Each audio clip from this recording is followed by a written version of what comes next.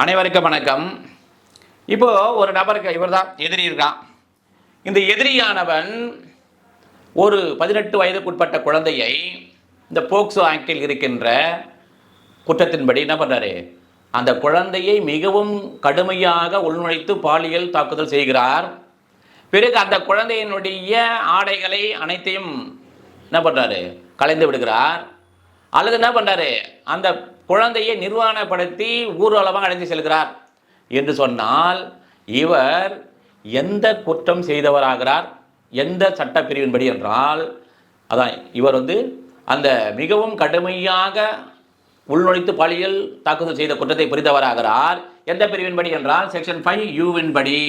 இது எவ்வாறு நினைவைத்துக் கொள்ளலாம் என்று சொன்னால், யூ இருக்குல்ல, அண்ட்ரஸ் அப்படி நேக்கடு ஞாபகம் வச்சுக்கலாம். எந்த பிரிவின்படி தண்டனை? செக்ஷன் 6 ஆஃப் போக்சோ ஆக்ட் 2012 படி.